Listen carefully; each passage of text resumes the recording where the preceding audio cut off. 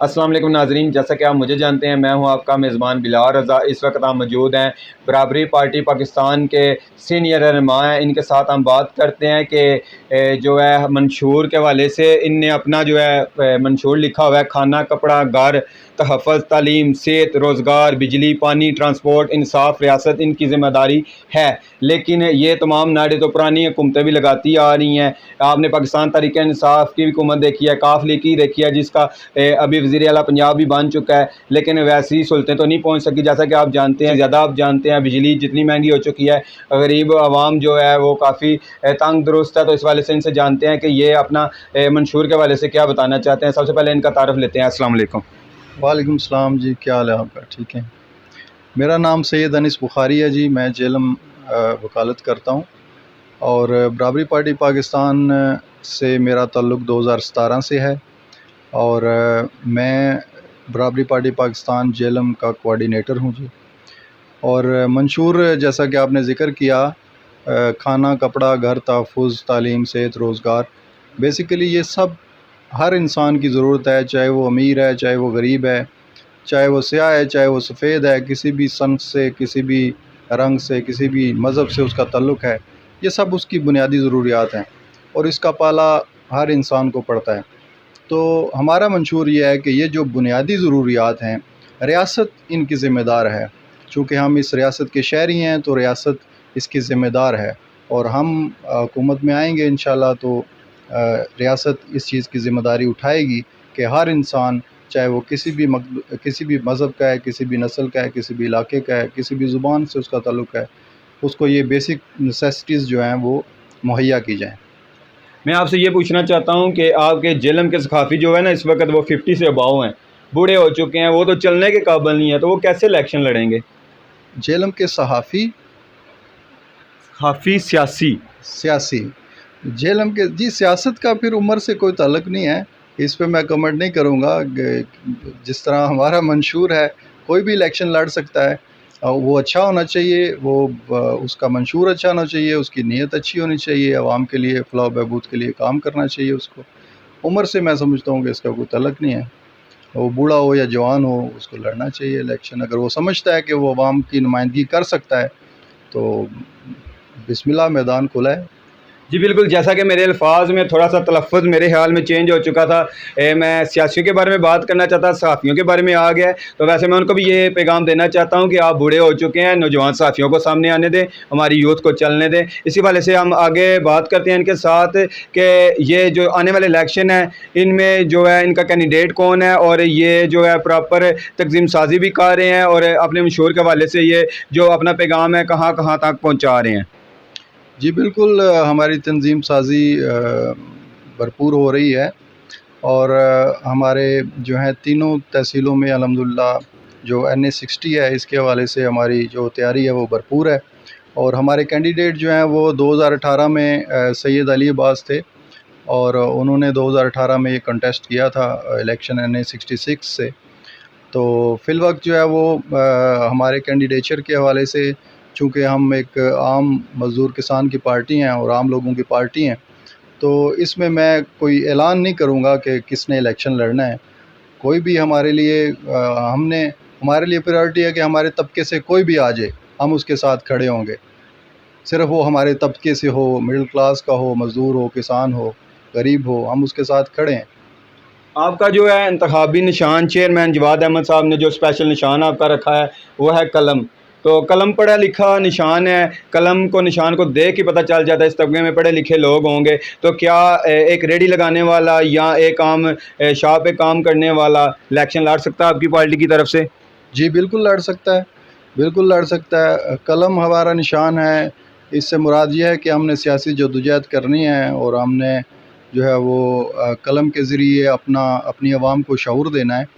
और इलेक्शन लड़ने के हवाले से ये ज़रूरी नहीं है कि उसने पढ़ा लिखा होना है या उसने कोई डिग्रीज़ हासिल करनी है तो वो इलेक्शन लड़ सकता है। इलेक्शन कोई भी लड़ सकता है। मिसाल के तौर पे हम इसके पे ममानत या इस पे कदगन इसलिए नहीं लगा सकते कि जो इन अमीर खरबपतियों ने हमारे माशरे की हालत की है, आज आप लिटरेसी रेट उठा के देख लें तो जो अक्सरियती तबका है वो अगर तालीम हासिल ही नहीं कर सकता तो क्या उससे ये हक़ छीन लेंगे कि वो इलेक्शन भी नहीं लड़ सके? और रोटी कपड़े मकान का भट्टो साहब ने भी बड़ा नारा लगाया है, तो वो तो बड़ा अच्छा काम करके गए हैं। लेकिन आपने देखा कि जरदारी की सियासत है और जो है शहबाज शरीफ की सियासत, नवाज शरीफ मुल्क से बाहर बैठा हुआ है, इनके जो बच्चे हैं वो यहाँ पे सियासत कर रहे हैं। क्या हम जो है ये कभी सियासत ख़त्म कर पाएंगे जो ख़ानदानी सियासत चल रही है? जी बिल्कुल, इसमें हमारा जो पॉइंट ऑफ व्यू है वो यही है कि जो बिलावल भुट्टो साहब, जो ज़ुल्फ़िकार अली भुट्टो साहब ने जो नारा लगाया था और जो उनका नज़रिया था, वो करीब करीब जो लेफ्टिस्ट थाट्स हैं, जो बाएं बाजू के नज़रियात हैं, उनसे मुमासलत रखता है।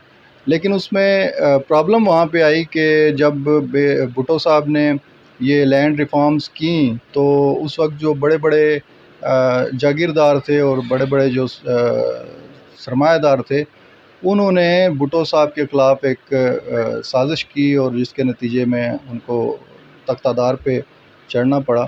लेकिन भुट्टो साहब का अपना भी उसमें आखिर में जो काल-कोठरी से उनका था, राइटिंग्स थी, उनमें हमने देखा कि उन्होंने लिखा कि मैं इन दो तबक़ात के दरमियान सुलह करवाने में लग गया था। मैं समझता था कि ये अमीर और गरीब का जो फ़र्क है, इसमें सुलह हो सकती है। तो हम, चूँकि भुट्टो साहब खुद भी जागीरदार थे, तो मैं समझता हूँ कि ये सबसे बड़ा फ़्लॉ था जिसकी वजह से वो ये इस कन्फ्यूजन का शिकार हो गए और वो तख्तादार पे चढ़ गए। अल्हम्दुलिल्लाह हम जो आवाज़ उठा रहे हैं, पाकिस्तान में 2017 से हमारी स्ट्रगल शुरू है और ये रिसेंटली 2 माह कबल हमारा एक पंजाब के हवाले से कन्वेंशन हुआ। पंजाब के जितने भी ओहदेदार थे उसमें शिरकत की। पूरे पंजाब में हमारी नुमाइंदगी मौजूद है, पूरे पंजाब में से ओहदेदार वहाँ पे मौजूद थे और मैं समझता हूँ कि बहुत अच्छी ग्रोथ है पार्टी की और बहुत तेज़ी से मकबूलियत पा रही है। बहुत तेज़ी से लोग इसको एक्सेप्ट कर रहे हैं और बहुत अच्छा रिस्पॉन्स आ रहा है। इसमें हम अल्हम्दुलिल्लाह देखते हैं कि अनकरीब एक बहुत बड़ी तब्दीली रुनुमा होगी और आम आवाम तक सियासत जाएगी और आम लोग, गरीब, किसान, मिडिल क्लास लोग, मेरे आप जैसे लोग जो हैं वो सियासत करते आपको नज़र आएंगे। और हमारा मकसद जो है वो हर इंसान को कैडर बनाना है, हर इंसान को इतनी ताकत देना है कि वो अपने जो मसाइल हैं उनके लिए आवाज़ बुलंद कर सकें। जी ना जी, आपने जो बातें की हैं, इन बातों को जो है तब्दील करते हुए तो सालों लग जाएंगे। मेरे ख्याल में आप ये अबाव एज हो जाएंगे, 50 के ऊपर जाके ये जो है नई तब्दीली आनी है। तो इस हवाले से आप क्या कहना चाहते हैं? देखें, ये बात अक्सर लोग करते हैं कि इस तब्दीली को काफ़ी आपको टाइम लगेगा जी, आपको ये जो आप बातें कर रहे हैं आप ठीक करते हैं लेकिन बहुत साल लगेंगे। मैं कहता हूँ कि ये बात बड़ी वेग सा आर्गूमेंट है कि एक बच्चा है, उसको हम कहेंगे कि ये एक बच्चा है, इसकी उम्र 1 साल है, तो इसको हम बार-बार कहेंगे तुम्हें तो 20 साल का होते हुए 20 साल लग जाएँगे। तो ये कोई वेज सा आर्गूमेंट है, इसमें मुझे नहीं लगता कि कोई जान है।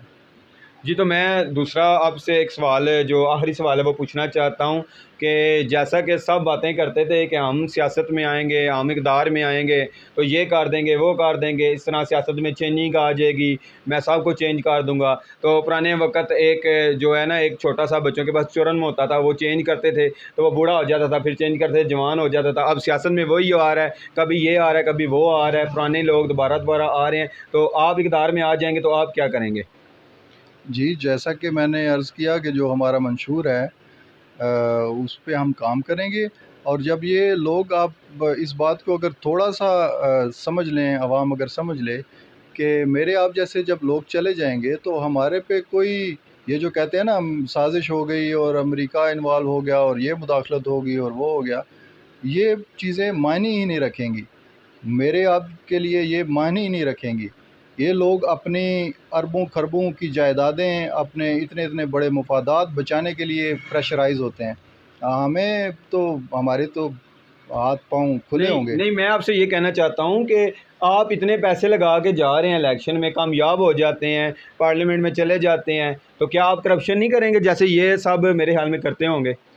जी हाँ, करप्शन के हवाले से मैं ज़रूर ये कहना चाहूँगा कि ये जो बयानिए होते हैं करप्शन और चोर है, करप्शन कर गया, ये बेसिकली हम निज़ाम की बात करते हैं कि ये निज़ाम जो है, ये निज़ाम अब नहीं चल सकता और इस निज़ाम के तहत खुशहाली नहीं आ सकती। ये जो चीज़ें हैं, चोरी चकारी, करप्शन, ना तो ये कभी साबित होती है, ना ये कभी पकड़ी जाती है। ये सिर्फ़ बयानिए बनाने के लिए इस्तेमाल की जाती है।